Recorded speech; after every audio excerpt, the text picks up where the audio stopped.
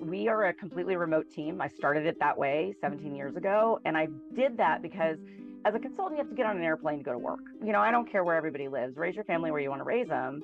We can do this. We live in a world now which is really small. And it's funny because we've been using video for meetings for ages. And then, of course, in 2020, everybody started using it and we were like, cool, like we can do this. It's really been one of the most fun things in this entire journey is building with these incredible team members. There are literally not a day goes by where I wake up and I pinch myself and I'm like, how in the world did I get so lucky with these incredible humans? Because our team is just remarkable and they help each other, they support each other. And, we joke that we take fun seriously around here. It's actually one of our core values. So we're very snarky, you got to have at least 80% sarcasm. So works well. In a corporate world where all employees have great leaders with no egos that create fun cultures where people can do their best work, the employees and companies thrive while doing great things for the customers, themselves, and each other. Well, we know that rarely happens. I'm Jeff Palacio. I have been a leader for over 40 years for every t-shirt size company, from small 16 employees to extra large over 1 million. Please join me while I interview outstanding leaders that will share stories of great leadership and not so great. It will help you become a better leader while poking fun about all the crazy shit that happens in corporate America.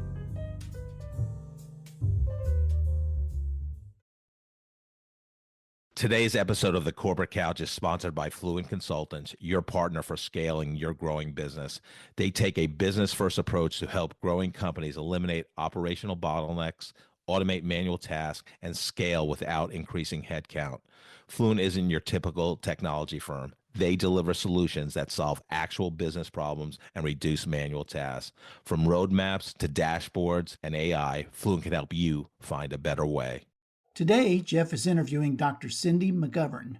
Dr. Cindy is the founder and CEO of Orange Leaf Consulting, a consulting company that helps individuals and companies grow their business. She is also the author of Every Job is a Sales Job: How to Use the Art of Selling to Win at Work, published by McGraw-Hill. Her second book, Sell Yourself: How to Create, Live, and Sell a Powerful Personal Brand, will be released later this year. She has a PhD in organizational communication from Florida State University. Dr. Cindy is a national and international keynote speaker and the author of a 5-step sales process, which can be applied to everything from company culture, hiring millennials and college graduates looking for their first job, to politics, unemployment, reputation management, branding, and more. You can learn more about Dr. Cindy at drcindy.com. Let's listen as Jeff talks to Dr. Cindy. Cindy, welcome to the Corporate Couch this morning. Thank you so much, Jeff. It's good to see you. It's great seeing you. We had a great Zoom call when we got introduced by Mackie Musavi. Very excited to talk to you. Wall Street best-selling author, keynote speaker. You have an expert in sales, which is is everyone's job, as we'll talk about. Welcome. Thank you. I enjoyed our pre-call too. I sometimes wish that people could see the behind the scenes. We chatted about this because you had the best out of office message of all time. It was just fantastic. And I think you were traveling overseas, it was the typical, the usual, but then you gave hey, while I'm out, I'm going to give you an assignment. There's 2 planes, plane A is this, salesperson's on plane A and it's traveling at X miles an hour, and salesperson B is on plane number 2, who's going to get their client first? And it was whoever follows up the fastest. And then you gave advice on, hey, reach out to a prospect, a friend, a former work colleague today and I actually did that with a prospect and got, a response to set up a meeting. So I'm like, it's such a great, I love it. Where did you get that idea? It started as a joke because I feel like people don't read out of office responses. And Right. so I did it almost like as a psychological experiment to see if anybody read it. And what's funny is since I started doing the like assignment ones, people do, they respond. And funny enough, I had one 2 weeks ago when I was on the road. And I said, send me a picture of you, living your personal brand in the world. And somebody did, like, Wow. immediately sent it. I'm like, I Wow. love this. So it just kind of creates a little conversation while I'm on the road, which is really fun. Wow. The person wasn't naked, was? No, Oh, okay. I just didn't she know was what. sitting on her couch with a glass of wine. So good on her. There you go. There's nothing wrong with that. I know you're pretty transparent on social media platforms and your keynotes, but even people that know you fairly well, Cindy, what one thing would surprise them about you? I'm very transparent, but I do have a little secret thing that I do when I'm writing. So whenever I'm working on a book, I actually eat sugar cereal. Like a 5-year-old, literally. And so I think very few people know that about me because Yeah. I'm pretty healthful, I work out. Yeah. But when I'm writing, it's like me and Fruity Pebbles and my laptop. I was going to ask. I was going to guess Captain Crunch, but Fruity Pebbles. Too. Yeah. That too. Yeah. Any of the ones that have zero nutritional value and Right. plenty of sugar, that's the ones I go for when I'm writing. Yeah, the Kellogg brothers were responsible for basically marketing basically a very bad nutritional product to the masses. Hey, I'm here for it. No, I love me some Captain Crunch growing up. It was all about it. I will eat any and all of the ones that have a sugar content that's like more than 50% of your daily allowance. Yeah. And I also was I did it, Seinfeld was known for, mixing cereals, and I was Oh, very yeah. big on that too. I love mixing. Oh, Yeah. Yeah. interesting. I'm more of a purist, like, and I get on a train with it too. I'm like, Yeah. okay, today is Fruity Pebbles Day, tomorrow is Frosted Flakes Day. Like Yeah. There you go. Oh, I'm a little regimented in that regard. yeah. Frosted Flakes. They're great. Uh, all right. I'll take bad impressions for 500. Um, yeah. So where'd you grow up, and what was fun for you growing up, Cindy? I moved around a lot growing up. My dad was a government contractor, so we were always sort of next to a military base, but not Okay. on it. So started in the panhandle of Florida, moved to Georgia, moved to Germany, moved to Central Oh, Florida, well. and it was fun. Like it was Yeah. great experience and made friends kind of everywhere, which was really cool and still in touch with some from way back when, which is Right. kind of amazing how small the world really is. Right, right.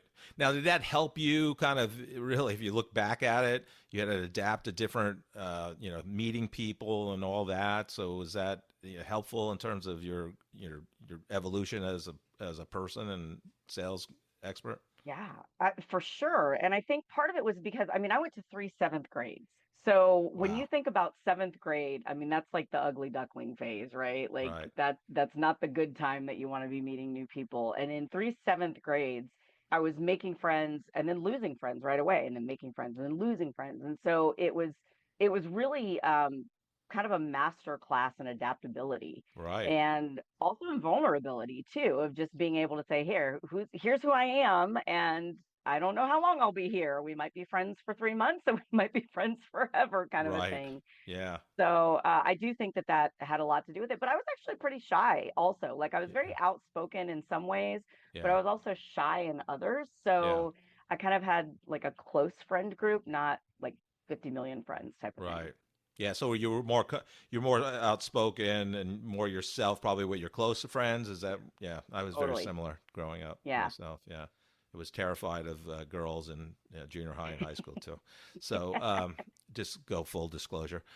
Yeah. So what were some fun things you did growing up? What you love doing? So when I was little, I loved being outside. I loved being on my bike, playing in the woods, loved the beach.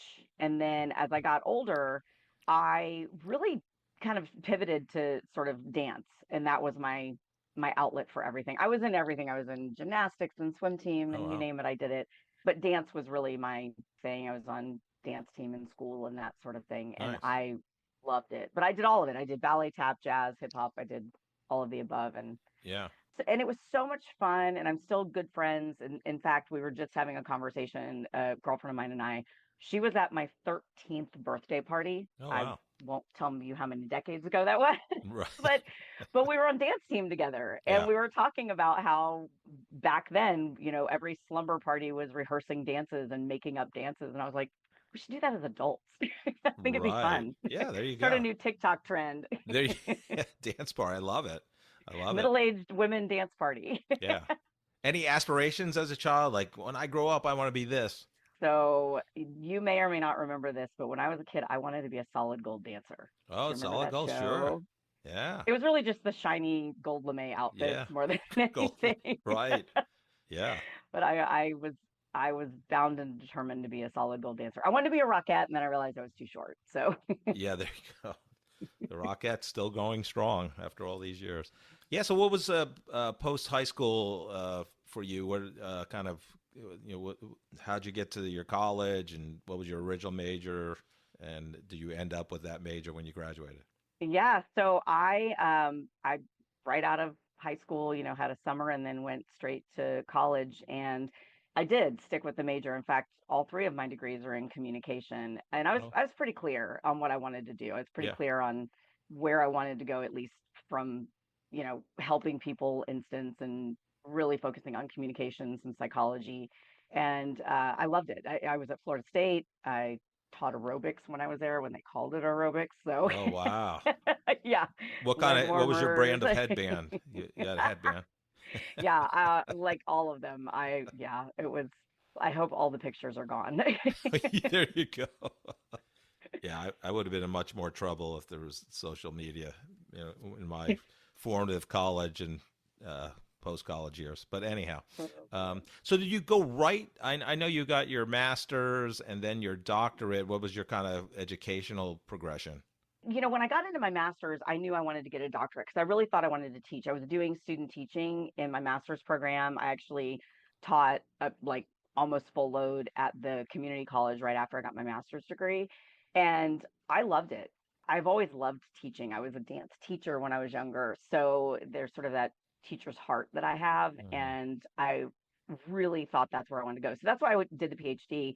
And that's what I actually did after that. I went right into teaching at colleges and helping the 18 to 22-year-olds on Monday morning at 8 a.m. learn public speaking. So Yeah, talk about a tough crowd. yeah, yeah. 8 a.m. was Monday morning would have been a tough class. I don't know what's worse in terms of attendance, an 8 a.m. Monday class or a 3:30 on Friday afternoon. And Fair, it's probably fair. My class that I taught was Monday, Wednesday, Friday, 8 a.m. And Friday, let's just say there were many more people who were sick because Thursday right. night was the big night out in that Yeah, town that I taught in, and so it was like, oh, like half the group is here. yeah. Dollar beers at the Yeah, local yeah, pub. There you go. exactly. Yeah. They had nickel beers actually where I was living at the Nickel. time, so And that's how long where? ago. Yeah, where did you teach at? I was in Tallahassee for a little while, and then the last college I was at was in Nashville, and Oh, nice. that was such a great town. I mean, live music everywhere, Yeah, such a yeah. great spot. So at what point did you decide, okay, I love teaching, you have the heart of of a teacher, like, okay, I'm going to go from academia and do something different. Talk about that journey. Yeah, I started consulting in the summer, like a lot of college professors do, and I was doing a lot of leadership management consulting for companies like Gap, and Mhm. I literally remember it was one summer I was like, I really kind of like adults better than the 18 to 22-year-olds. I didn't really think about that as a path early in my career. I thought eventually I would do that.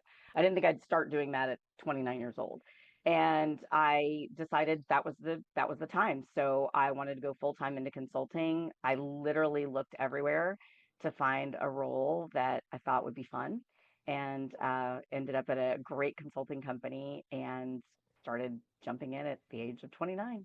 Wow. And what was your journey there, and what was kind of your big learnings, kind of moving from, the college teaching environment into, commercial business? So the biggest pivot was actually when I got put into a sales role. And I thought I was being hired to be this teacher, right? So I'm going to Right. go out and teach.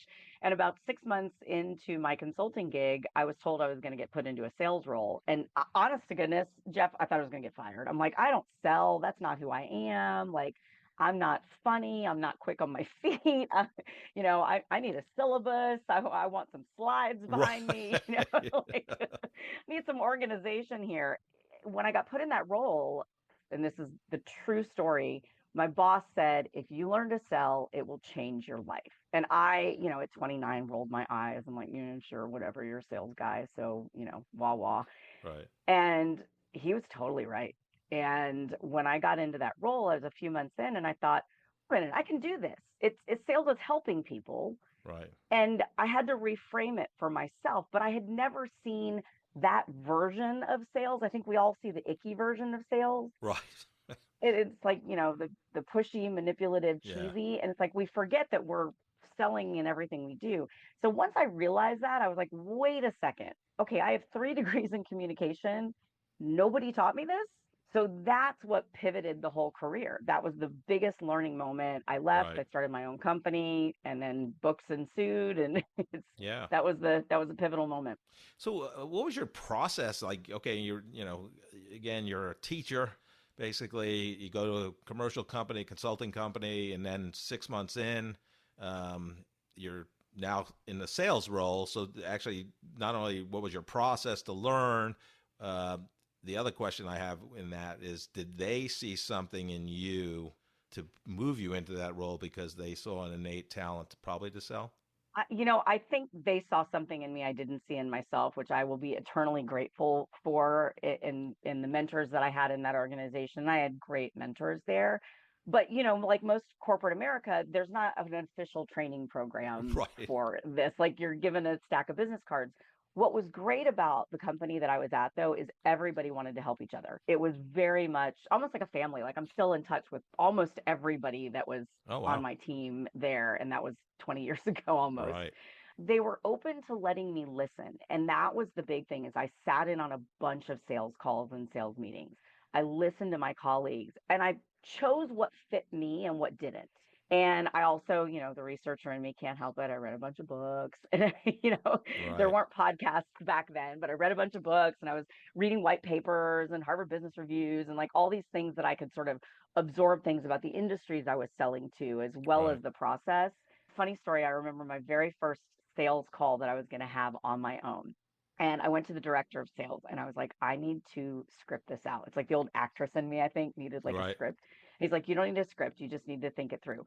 So I remember writing down basically like my own flow chart of like, if they say this, then I Oh, need to say this. If wow. they say this. Wow. And I went to him and I said, will you role play this with me? And he's like, yeah, I'll role play it with you. And very senior salesperson, had worked in tech. Like this was like such a nothing burger for him. And I am freaking out in this role play. And we get to the end and he goes, you got it. And I'm like, that's it? Like, that's all it is. Right. And in that moment, I realized all this is a conversation to uncover what they need, how I can help, and then what I'm going to do about it.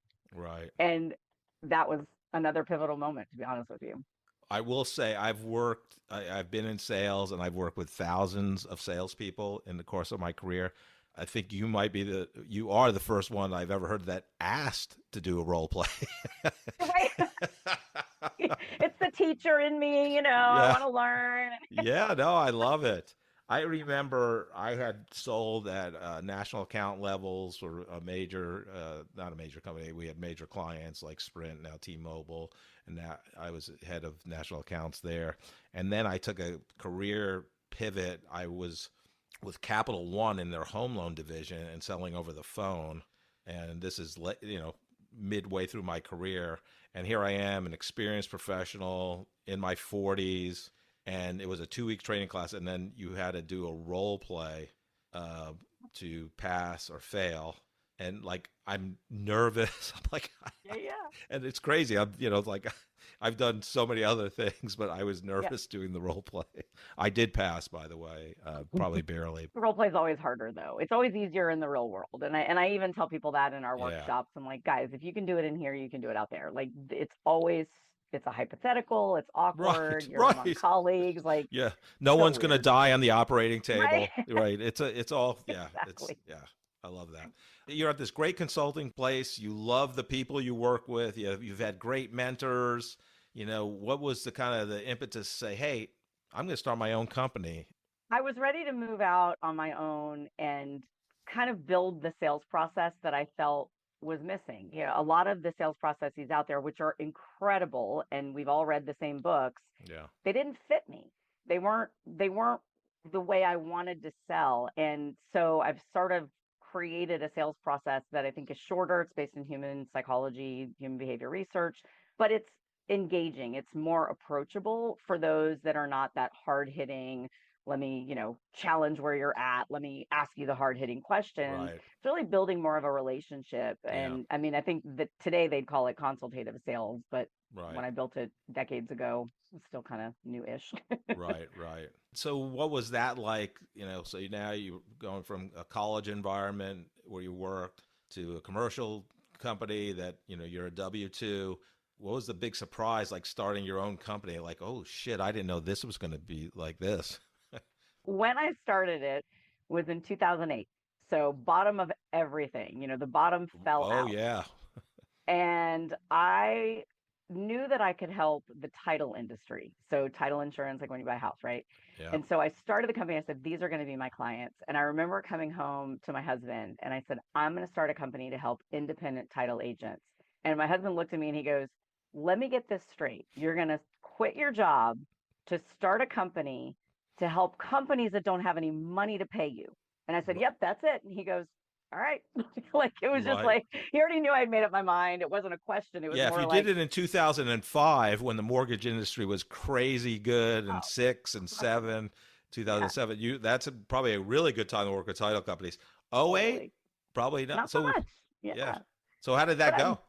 well, it's pretty good. I'm 17 years later. Here we are. But it was funny because the part of it was I knew that if I could make it float, then it was sort of proof of concept. It's still the researcher Yeah. in me, right? I had to Yeah. sort of do that, the hypothesis, and prove that. And I knew that I could help. I knew that these folks really needed sales help more than anything. It's a relationship business. So I also went after property and casualty insurance. I went after these sort of fairly neglected industries to start with that I wanted to help, that I knew I could. And I knew a softer approach to sales would fit them better. They weren't really being serviced. So that was Right. where I began, and it's been so fun. Oh, like so fun. Yeah. Talk about the evolution of your business, oh 08 and we're in 2025 here, this year. Like kind of what were the big learnings? When did you start bringing people aboard? Because Yeah. that's different, right? Because at first I'm assuming it's just you. Yeah. And yeah, so talk about that. Me at my dining room. So the first thing that I did was hired somebody to help me with just like the logistics of the PowerPoints as I was getting these things out of my head and creating the sales process. I needed somebody. Funny enough, it's the person that interviewed me at the consulting company. She had left and she came on board. And so it was kind of interesting full circle moment where the woman that hired me out of academia, now we were colleagues. Nice. So that was incredible. We're still friends. And then I hired somebody to do both. That was the next thing. I realized that Right. 4 hours in an accounting software program on Saturday morning was not a good use of my time. Right. So sending out invoices and Yeah. dealing with taxes. And then it just started growing from there. And I feel so fortunate. We are a completely remote team. I started it that way 17 years ago. And I did that because as a consultant, you have to get on an airplane to go to work. I don't care where everybody lives. Raise your family where you want to raise them. Right. We can do this. We live in a world now which is really small, Right. and we have capabilities. And it's funny because we've been using video for meetings for ages. And then Right. of course in 2020 everybody started using it and we are like, cool, like we can Right. do this. Yeah. Right. So yeah, this is old hat now, right? Right. But I think that really been one of the most fun things in this entire journey is building with these incredible team members. And they're literally not a day goes by where I wake up and I pinch myself and I'm like, how in the world did I get so lucky with these Yeah. incredible humans? Because our team is just remarkable, and they help each other, they support each other. And we joke that we take fun seriously around here. It's actually one of our core values. I love it. So we're very snarky. You got to have at least 80% sarcasm. So works well. Yeah, I love that. Yeah, I mean, I always thought that, teams I led, let's make it fun because we're here with each other more than we're here with our families during the week. So Totally. let's make it fun. Not that it has to be a stand-up comedy routine, but if you're not having fun, you need to find something different, right? So, What's the point? Yeah. yeah. Let's get up and have fun every day. Ever feel like growth is exposing cracks in your operations? Manual tasks slowing you down? Systems that don't talk to each other? Fluent Consultants helps businesses like yours clear those roadblocks with tailored strategies, customized solutions, and AI-powered automation that accelerates your growth instead of holding it back. Don't just take our word for it. One Fluent client cut their processing time for one task from 12 hours to 30 minutes with no added staff. Find out how Fluent can help your business scale smarter. Learn more at fluent-consultants.com/corporate couch. That's Fluent Consultants,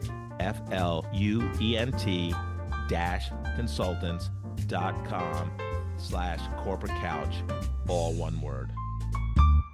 At what point, Cindy, did you get into keynote speaking? Was that before your books were published, and kind of what was your evolution there? Yeah, it was. So that was the way I actually started getting more business in the door is I was out speaking for free, as most speakers do when they first Right. start, or Yeah. starving to get out there. But I was working with coaching clients and consulting clients, doing workshops, but I was putting my hat in the ring to speak at different organizations that were full of potential prospects. So I was pretty strategic about where I would go speak and knowing that I could, sell our consulting services Right. there. And that's really where it started, was doing that more and more. And I loved it. I mean, I taught public speaking. I had always enjoyed that. I think keynote speaking is really just another form of teaching. Yeah. And so, eventually it just got bigger audiences, bigger opportunities, international opportunities. And so I've just kind of kept going. And I love public speaking. I love keynotes. They're just so much Yeah. fun. You can give people so much in that 40 minutes to take Yeah. back and really change their business and maybe even change their life a little. Well, I could definitely see, kind of your evolution. You were a dancer, teacher. So basically, I need to know, do you do any dance routines as part of your keynote? Funny you should ask that. Sometimes there might be a slight dance, but in my workshops, we have dance breaks. So literally when we're doing sales workshops, I we have dance love it. breaks. And what is the music that you cue up during the dance breaks? It kind of depends on the crowd. Like the last one we did, we're all Gen Zs. So I was trying to be cool and hip and Uh, pull some yeah. Gen Z type stuff and, clean lyrics if I can find them. But Right. Love it. sometimes a challenge. Need the Yeah. radio edits. Yeah. Yeah. I interviewed somebody on the podcast, Frankie Russo, and Frankie was a 7-time Inc. 5,000 fastest growing company, 7 different companies, crazy stories.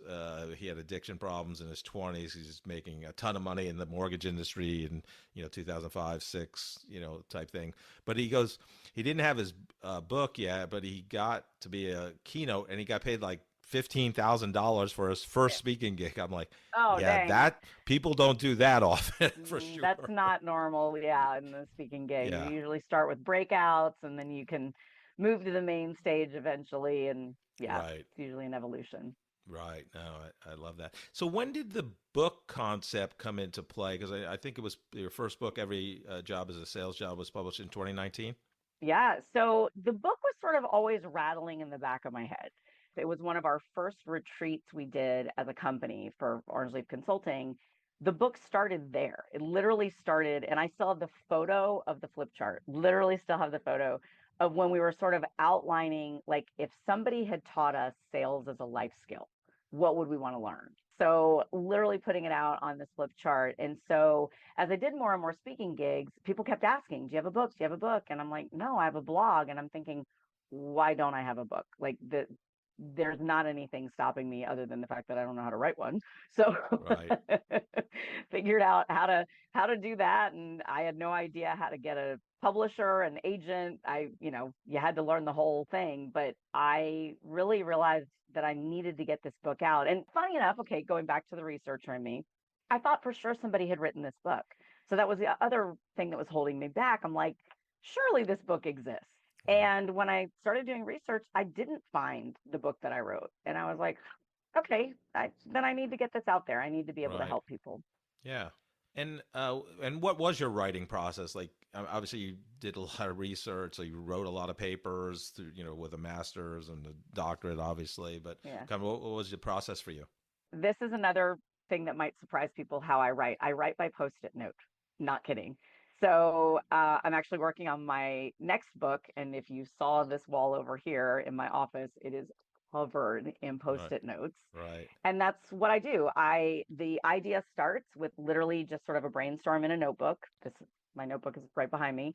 And then I start putting things on post-its and I put them on the wall and I just keep throwing them up there. And then they start to kind of take shape. It's like, Yeah. okay, well, these are all kind of the same Yeah. thing. These are all kind of the same thing. And then once I see that there's a pattern or there's enough there, kind of sit down and write something. And Yeah. sometimes it's a chapter, sometimes it's a paragraph, sometimes Yeah. it's a story, Yeah. but eventually they kind of start coming together. Then I'll create the outline and then I'll start writing. Yeah. And Yeah.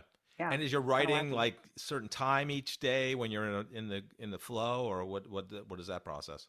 So I'm a night owl by like nature.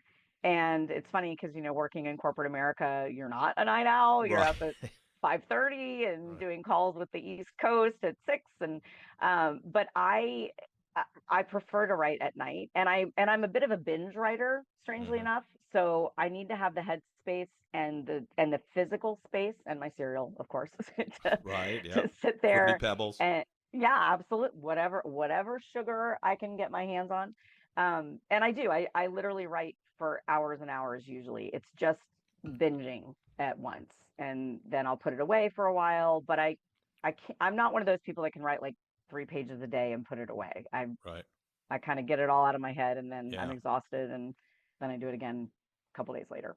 Yeah. And was it, when you wrote your first book, was there a big surprise during the process? Like, oh shit, what I got to get, this is how you get a publisher, or like, what was the kind of the aha for you? Oh, that whole process was a surprise because I literally had no idea. So, for anybody that hasn't written a book, to get a major publisher, you have to get an agent. Well, to get an agent, unless you know somebody, you send out hundreds of queries, hundreds of them.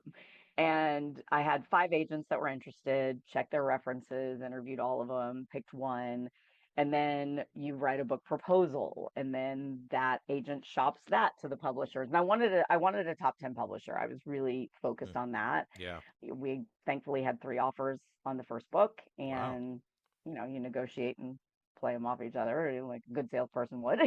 and Right. and yeah, and then ended up with McGraw-Hill for the first book. Yeah. Fantastic. Fantastic. So about the first book, so every job is a sales job. I heard this years ago about, everybody's in sales. If you're a professional salesperson, career salesperson, do you get things out of that book, or is it just for the non-sales? Like, what's the primary audience, or is it both? Yeah, it's primarily for the people who wouldn't probably choose to put themselves in a sales role.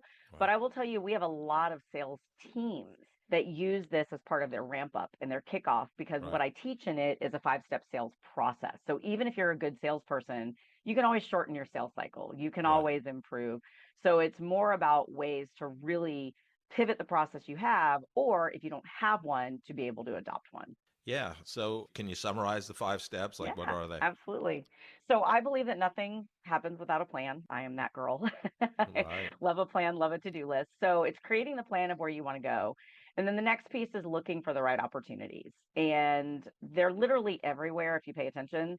But even salespeople ignore them. Even salespeople sort of just take the low-hanging fruit. They're not proactively seeking where they want to go so they get a better return on their time invested. So it's looking for that. And then the next thing is listening.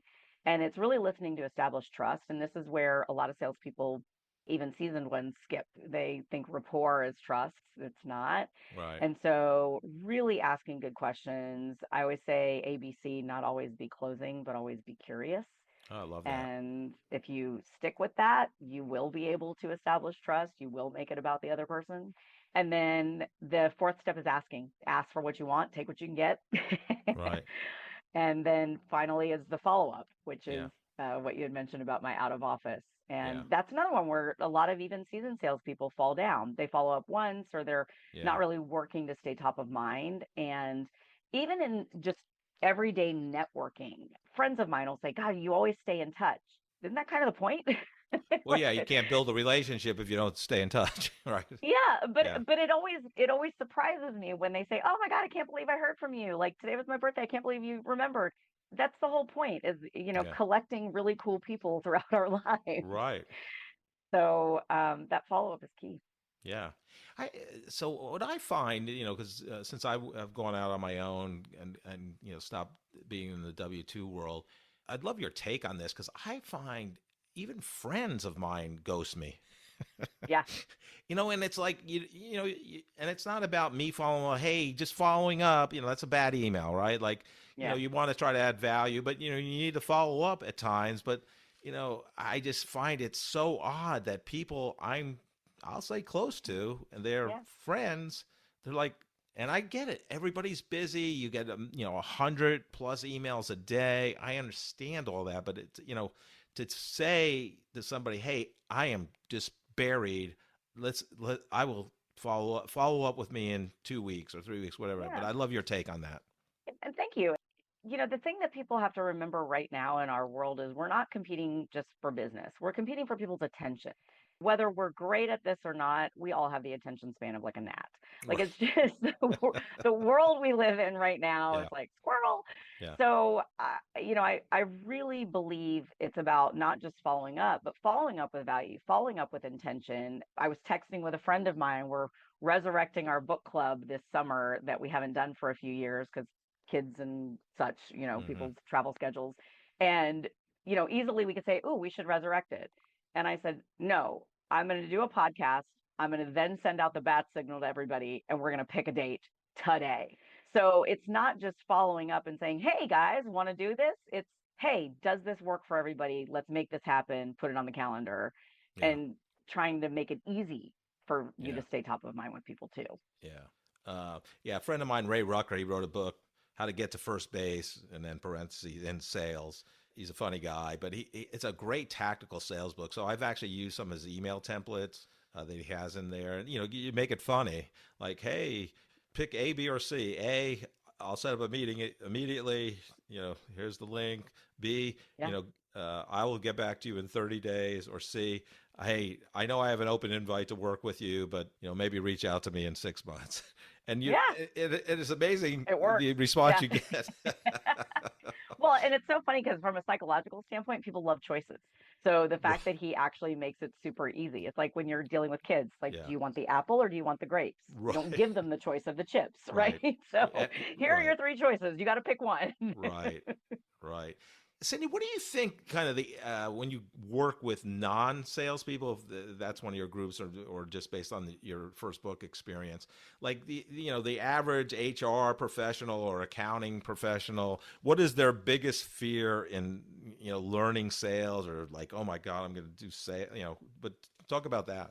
So funny enough, at my consulting company and even in our online academy, we have a lot of people that are not salespeople Hmm. that we work with. And I do believe every job is a sales job. I believe that if you can make a customer's day, tick them off, or influence their opinion about your company, you're in sales. So that's every employee.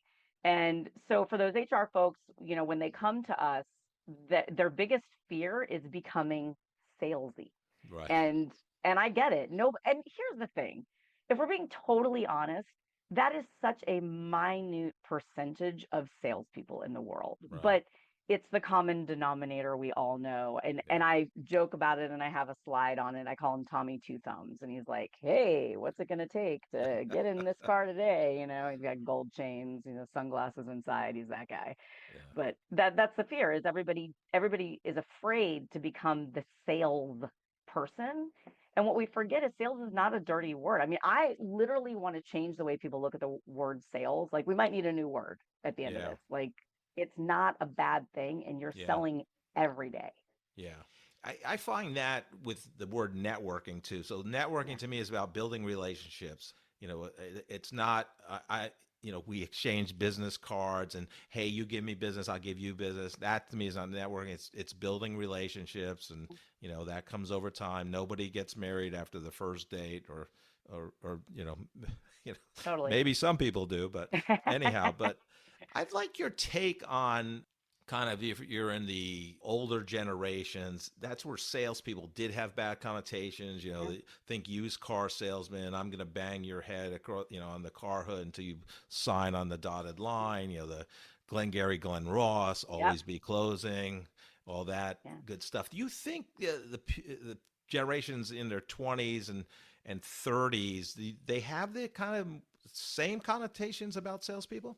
So great question. And it's funny because I do think it's shifting to a degree, but I don't think they're calling it sales. I think they're calling it influence.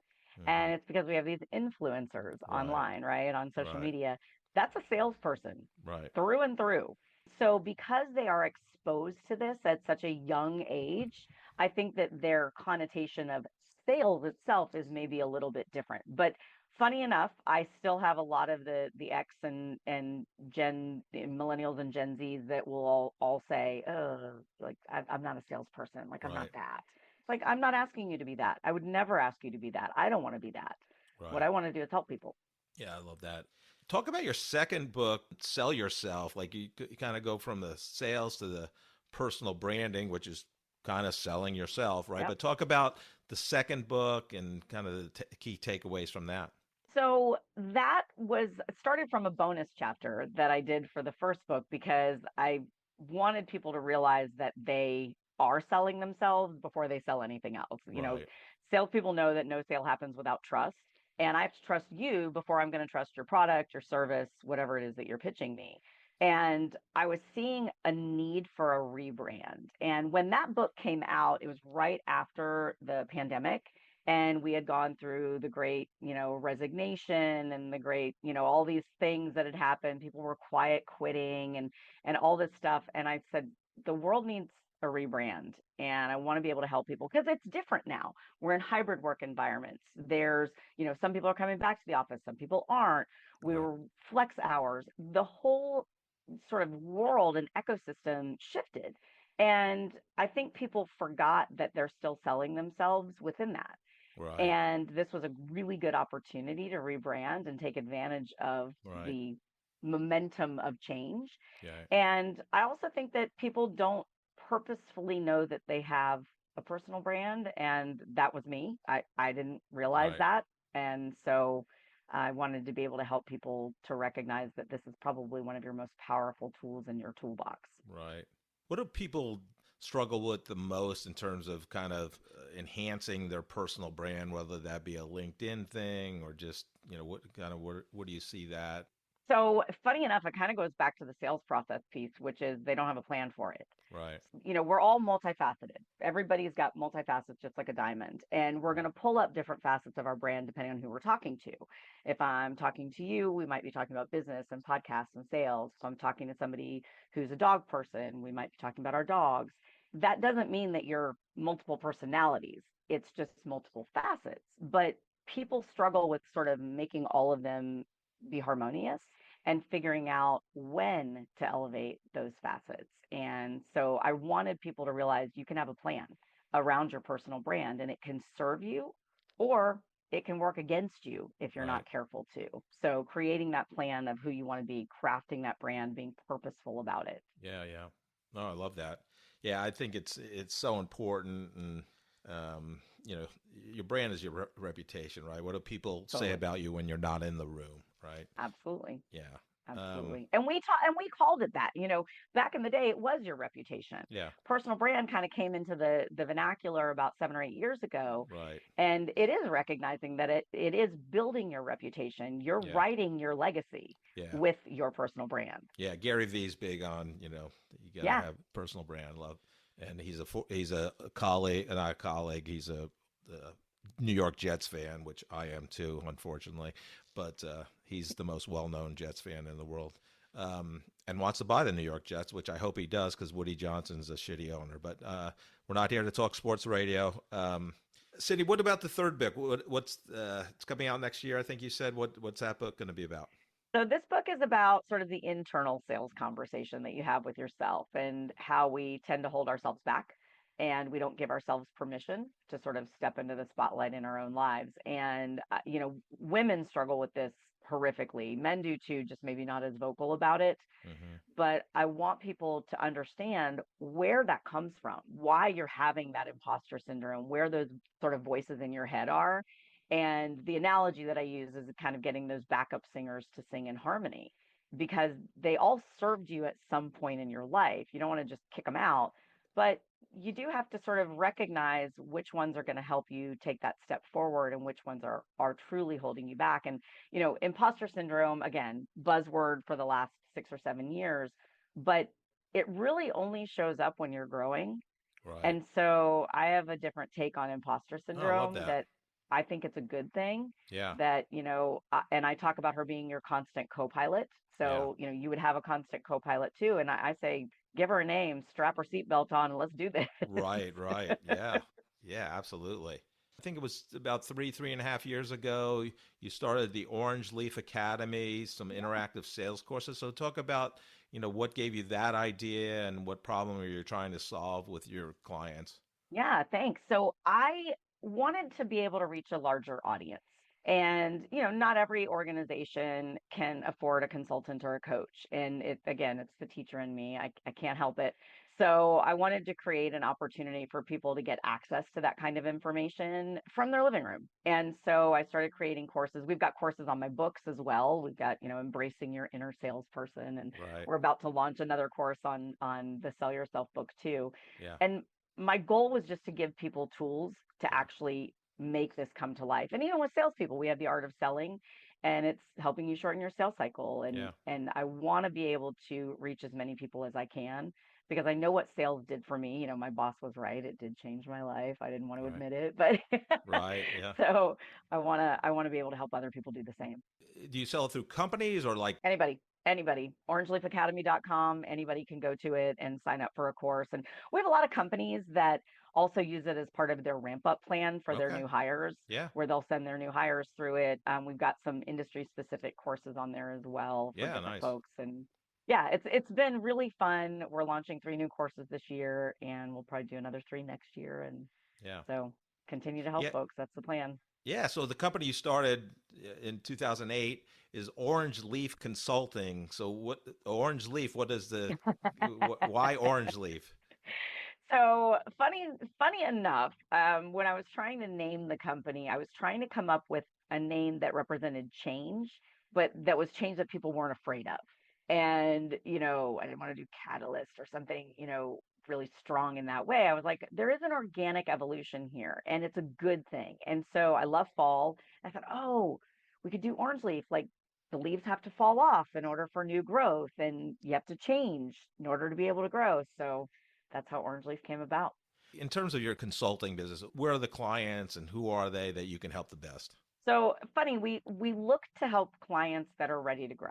And so our tagline is grow big or go home. So they've got to be ready to do the work. So it's anybody that's either plateaued in their growth, whether you have salespeople or not, doesn't matter. It's just whether you've plateaued, maybe you've got new competitors in the market, maybe the landscape has shifted, something has prevented you from reaching the growth goal you want. That's where we come in. We come Yeah. in, we assess the organization, we assess the market, we help you create a path, and we help you create a sustainable path. We're truly a consulting firm. We want to get in, fix it, and get out. Yeah. So we don't park in your boardroom for the next 8 years and read your watch for you. We Right. want to teach you how to do it. Yeah.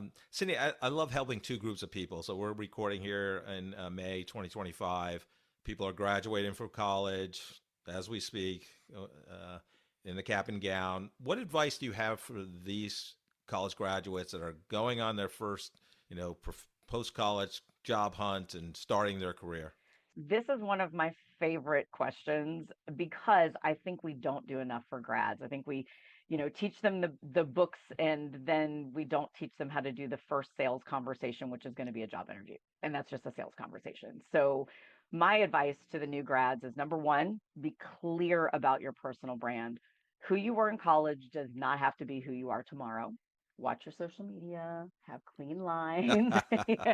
All these things Yeah. matter, but But truly, like, think about who you want the world to know you as, and then bring that with you to that job interview. Be curious, ask good questions, sell yourself, ask for what you want, advocate for yourself. And this is another thing with grads.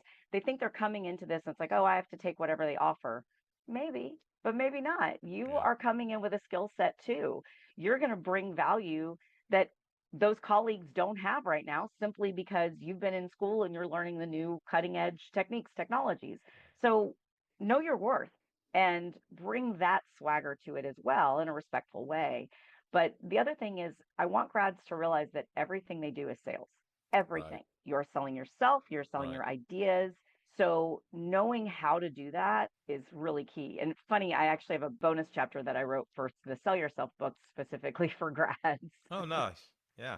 I love that. I can't wait to read your book, by the way. I'm very intrigued with your process. And I love that it's not the usual, challenger sale or spin selling, or I'm a big fan of Bob Berg, the Go Giver.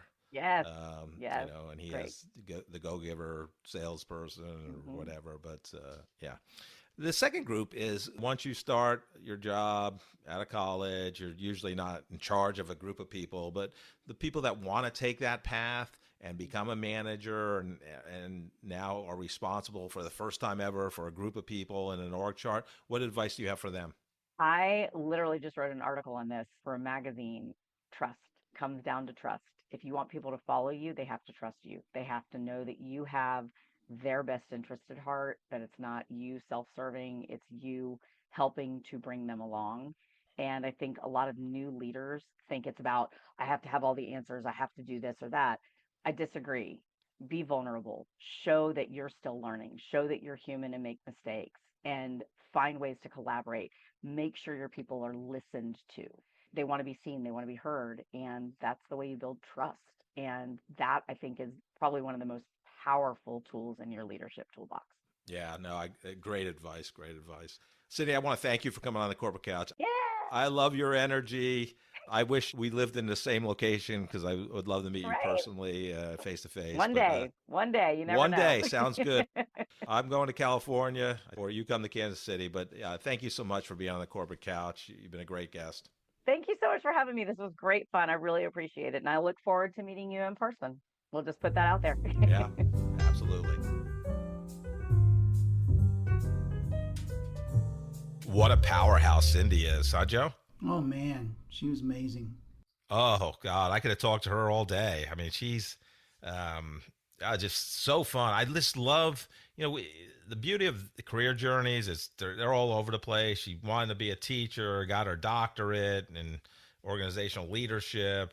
And I mean, then she says, working with 18 to 22-year-olds, she got a little taste of consulting while she was a professor and like, yeah, I'm going to pivot. But, you can still tell, and she's, I think, said it at least once or twice in the podcast, she has a heart of a teacher. Yeah.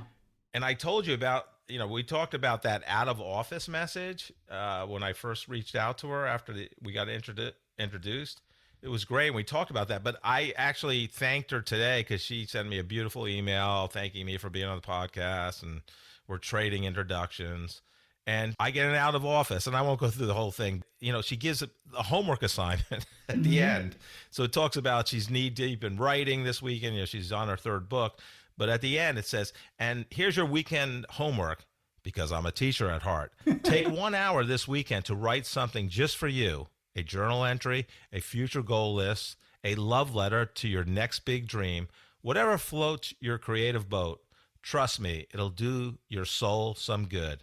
Catch you all next week. And does she write a completely different one, like every week or every time she goes out of the office? I think, probably. Well, I've only got two of them, and they're different. The other one was an extra, the old math equation, or that's amazing. A salesperson's going 60 miles an hour.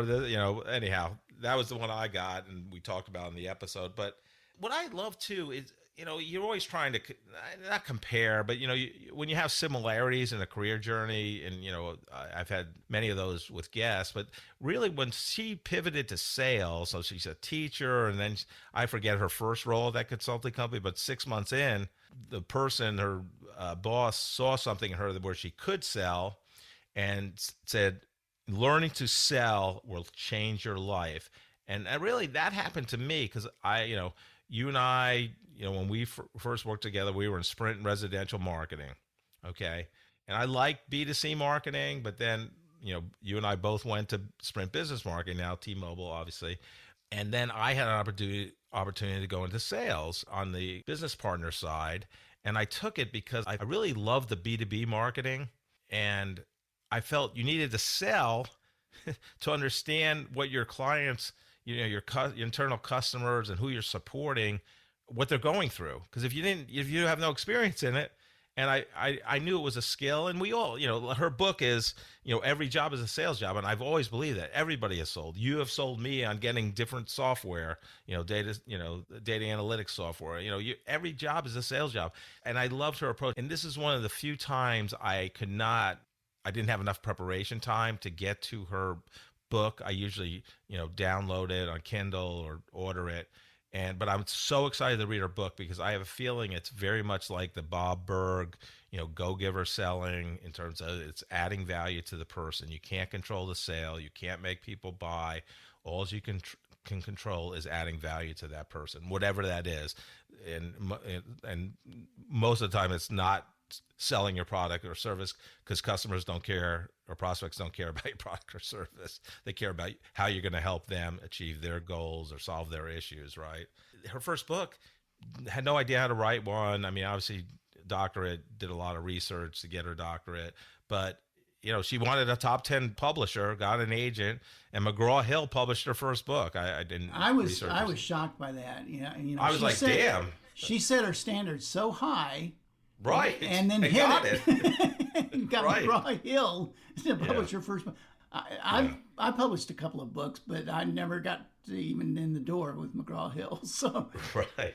And then, ABC, they always be closing, Glenn Ross movie with the best cameo of all time, Alec Baldwin. But ABC for her was always be curious, right? Ask questions. Good questions, and that's going to help build the relationship. And that's whether you're selling or trying to date someone and build a longer term relationship, right? Yeah. And that's ultimately what you're going after in any sales position, is a long-term relationship with the customer. Yeah. So I thought it was a wonderful interview. Yeah. What thoughts did you have based on Cindy's conversation? One of the things that she did was she brought back old memories of me when I was a junior in high school, taking a government class, and we were learning about the Missouri legislature and how they write laws and everything. We had a guest lecturer come to our high school government class who was a Missouri legislator, and he led us in a discussion about how laws are written in Jefferson City. And he said one of the things that you hear a lot about are lobbyists. That you hear there are some bad apples in the world, but he said lobbyists don't deserve the reputation that they're given, because the way that he put it is that most people that are legislators or senators or congressmen or whatever it is are either businessmen or they're lawyers or they're doctors or something like that, but they're usually having to write legislation in some industry that they know nothing about. And so they're dependent on lobbyists to come in and educate them. So if they're writing a legislation about the petroleum industry, they need a lobbyist from the petroleum industry to come in and explain, here's how we dig for oil, or here's how we build a car, or here's how we build software, or something like that. And he said, don't think of lobbyists as always being the bad guy. Lobbyists are actually one of the things that make legislation work. And it's the same thing about salesmen. Now, salesmen get a bad rap every once in a while, things like a used car salesman or something like that. But the ultimate goal of a salesman is to fulfill the requirements that the customer has, whatever it is. And so he earns a living doing that, but that's not his ultimate goal. His ultimate goal is that a customer has come to him with a problem, and his job is to solve that problem, ultimately through making a sale. She said that 2 or 3 times, or some variation of that, is that your job is to help the customer. Your job is to solve the problem. You're a problem solver. You're an educator. You're whatever it is. I thought that was a refreshing take on what salesman, very Alec Baldwin like, where he was only worried about making the sale, Right. and avoiding the second prize of being a set of steak knives. Yeah. See, this watch costs more than your car. Yeah. So anyhow, I can quote that movie all day long. But Joe, what pearls of wisdom would you like to impart on our great listeners today? Well, you already know that I've got two brothers. Now, what you may not know is that those two brothers are actually twins. Did you know that? Both of them. No. They're twins. Really? And they're identical twins, yeah. And they've got kind of ethnic names. Their names are Juan and Amal. And my mother has this unusual habit. She always carries a picture of my brother in her purse, but she never carries a picture of both of them at the same time. And the reason for that is because if you've seen Juan, you've seen Amal. Thank you so much for listening to this episode of The Corporate Couch. If you enjoy the podcast, I would love for you to take 2 minutes out of your day to rate us 5 stars and write a review. Please join me next week to learn from another great leader sharing their professional journey and insights.